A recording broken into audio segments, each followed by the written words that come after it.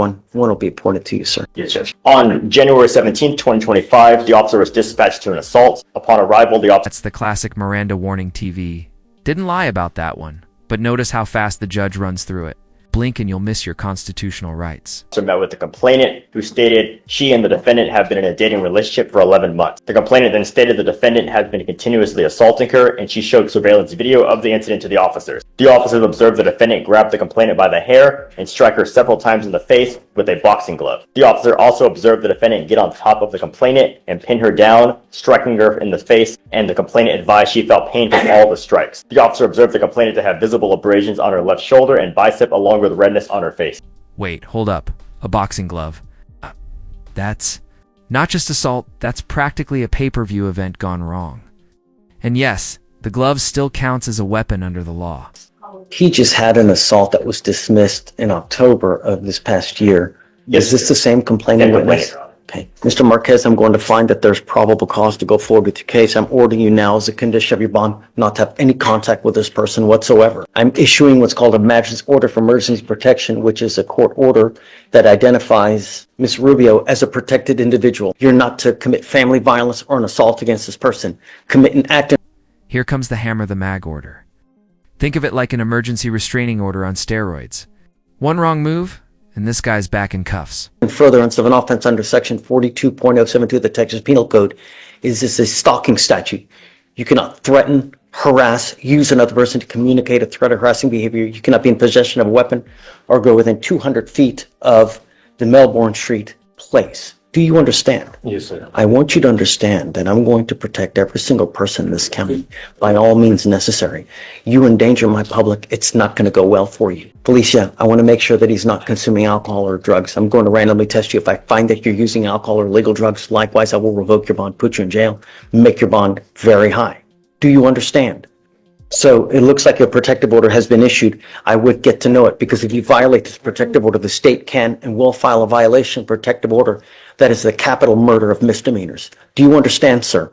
Judge, the magistrate also did order a GPS device that was Yep. installed prior. I'm okay with that. I have it on, sir. Did you want a... Did you catch that? Violating this order isn't just a slap on the wrist. Its own crime. The judge isn't bluffing here.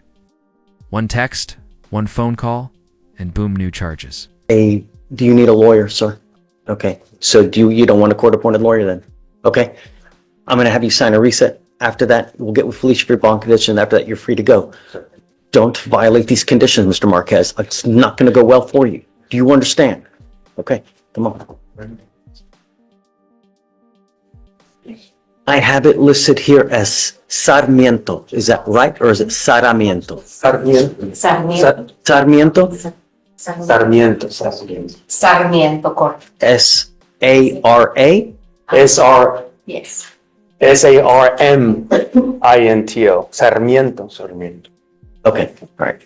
Sir, you were charged with unlawful carrying of a weapon. You are facing up to a year in jail and or a $4,000 fine. We are going to do probable cause. You have the right to remain silent. Anything you say can or will be used against you. You have the right to have an attorney present. If you cannot afford one will be appointed to you, sir. Yes, Judge. On December 13th, 2024, the officer observed the defendant's vehicle traveling at a high rate of speed without a front license plate. A traffic stop was initiated, and the officer made contact with the defendant, the driver of the vehicle. The officer observed the firearm in the passenger side door, and the officer asked the defendant to step out. The officer observed a firearm in the driver's side door, and both firearms were unholstered. The officer asked the defendant for consent to search the vehicle, and the defendant agreed. The officer searched the vehicle within hand's reach of the defendant, and the officer observed a Ziploc bag in the glove compartment with a $20 bill and what appeared to be small baggies with a white powdery substance inside, believed to be cocaine based on training experience. The weight was 3.77 grams. Okay. Sir, I'm going to find that there's probable cause to go forward with your case. I'm ordering you as a condition of your bond not to be in possession of any weapons. Do not pick up any new cases. Otherwise, I'm going to put you in jail. I don't know what your immigration status is, but if you go to jail and you spend any kind of time there Immigration, and you're not here with proper documentation, immigration will put a detainer on you. You will be stuck like Chuck in there until this case is over with and then shipped off to immigration. So beware what you do. I don't know what your status is, but if you're not here with permission, be good. You have a lawyer because you have one that will waive your appearance, but it is your responsibility to stay in touch with him. And there it is, the immigration card. Judges in Texas don't play. If you're undocumented and catch a charge, ICE will be waiting with open arms, and not the friendly kind. You pick up a new case, you endanger my community. It's not going to go well for you. Do you understand? Yes. I will have you sign in resolutoria. We will have you take a seat in the jury box. We'll get your bond conditions. We'll have you sign it, and then after that, you'll be free to go. Thank you. Thank you, Your Honor. Thank you. Can you file that, please? No weapons. Yes, Judge. This. You were charged with tampering with the government record with intent to make it genuine? Is that right? I'm sorry. Say it one time, Judge. I missed what you said. You're charged with tampering with the government record. You are facing up to 6 months in jail and or a $2,000 fine.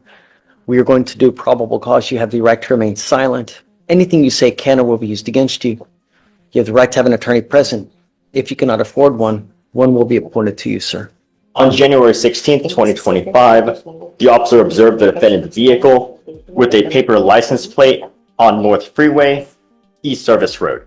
The officer ran the license plate, and the license plate came back with no record.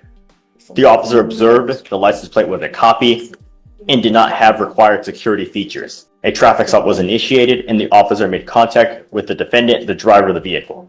The defendant stated he received the license plate from the person who sold him the truck, that he receives a new license plate whenever he makes payments, and that he thought that was legal. The defendant stated he did not have insurance on the vehicle, and the officer ran the VIN and discovered the motor vehicle to be salvaged. The officer also found the vehicle has never been registered and had never had a state inspection. The defendant provided a dealer tag receipt for the license plate, listing him as a purchaser. So he tried to purchase in good faith, Judge. He just, I don't see how there's any criminal intent. But he's making payments and he gets a new license plate every time he gets a payment. That's what the officer says he was saying. Well, right, but I mean, Right. Marcos, I see what you're saying because he's charged with tampering, right? To tamper, you must, I know, let's pull the code. Right. Because I mean, do you have to make a willing, But you negligently or recklessly. an alteration, so to speak, you know? Let's see. 3710. Bless you. No, that's, oh. Knowingly makes a false entry in the false alteration of a government record. A person commits, if he knowingly makes a false entry in or false alteration of a government record. Makes, presents, or uses any record, document, or thing with knowledge of its falsity with intent that it be taken as a genuine government record. Your Honor, I think that is what they're probably relying on in this case. if I may, as the information alleges, it's subsection 6 where it possesses a governmental record with knowledge that it was obtained unlawfully.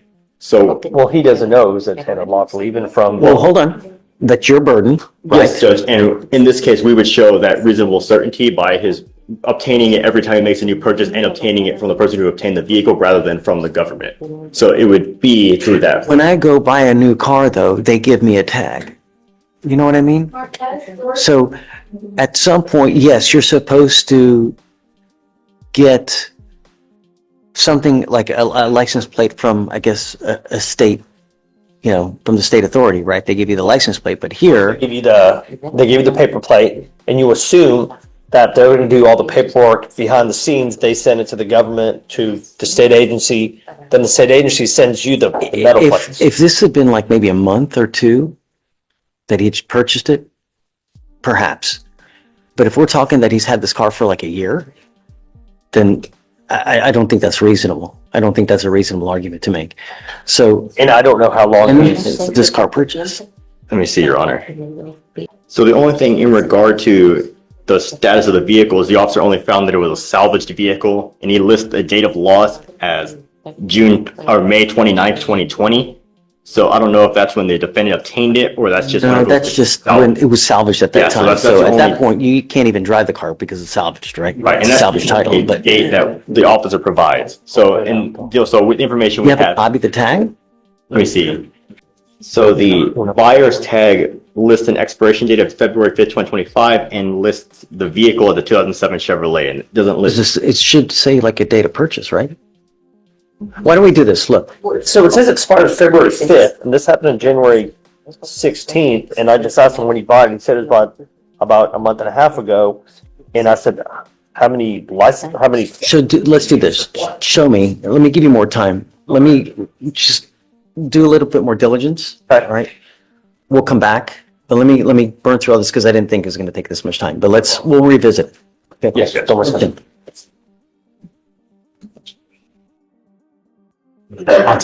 Montalago's got 2 cases on the docket. So these are really, really old cases, huh? You're super old, Judge. She had one attorney, I think it was during the pandemic, that we subbed in on, and then the other case as well, Your Honor. And it was a mix of a lot of things financially and on why he was kind of MIA. Did you represent him before? We were on the case, we just never got off. We were on him on the assault case. Are you wanting to stay on or do you want to get off? We're gonna stay on, Judge. Okay. You guess in a way rehired. So, Mr. Montalongo, you're charged with 2 cases. You're charged with assault of a family member. You're also charged with terroristic threat. Both of those, you're facing up to a year in jail and or a $4,000 fine. I'm going to tell you now, you take off on me again, I'm going to make your bond so high you'll have hair falling out. Do you understand? As it stands now, your case is 1,289 days old on one. The other one is around another 2 years old as well. I'm assuming probable cause has been found already. That's the judge's version of "Don't test me." Translation: disappear again, and your bond will be set higher than your rent. Trust I would me. like to take up Texas probable bonds cause, are Your Honor, on the terroristic threat one, if we can. Okay. Okay, go for it. Yes, Judge. On February 28th, 2023, the officer responded to a terroristic threat and the complainant stated she is the sister of the defendant and that prior to the day of the call, the defendant had been sending her threatening messages to her phone. The defendant sent a text saying, "I hope you take a punch to the fucking face. I'ma break your fucking face with my fist, bitch. I want to hear your bones break." The complainant stated the defendant has been verbally abusing her and has a history of assaulting their father. Your Honor, I believe the key element they're missing in this probable cause for the terroristic threat is the imminency. There's nothing showing that this is imminent, it's about to happen, or is going to happen, or some future event. I mean, I'm going to. I'm going to, it can be very vague, Your Honor. We don't know how long that's going to be. If it's like, hey, I'm coming over right now, or if he said that in person. I think the case law is pretty clear on the imminency on that. For example, like, You're telling me there's case law that says I'm going to is not sufficient? I have to look at the specific words of "I'm going to," but it references a future event. So if it's in reference to a future event, it's not imminent. Therefore, it doesn't meet the requirement. State response? So what we have is that they had an argument the previous night and that the morning of the incident, that's when he sent the text saying, "I'ma break your face with my fist." So that would go towards, I doesn't really address the imminent issue, but it does address a future threat. Montalongo. Your Honor, I would agree with where you were going, the "I'm going to," and just the overall tone of the message is implying imminent and will put a reasonable person in fear.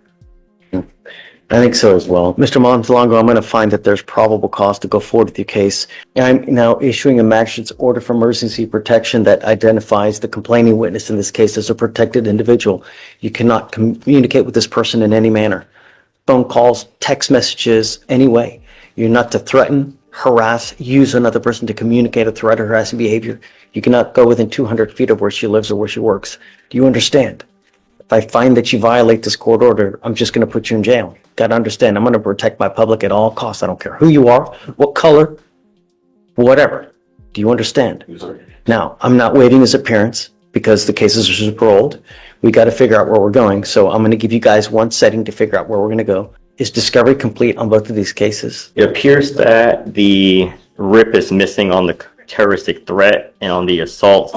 It's complete. So, okay, so I'm gonna give you 30 days. You must be back at that time to figure out what we're gonna do. You must either accept a plea bargain from the state or else I'm gonna set your case for trial. You understand? Okay, so if you can please put offers on both of the cases, we'll see you back in 30 days. We'll go from there. Understood, Judge. Thank you.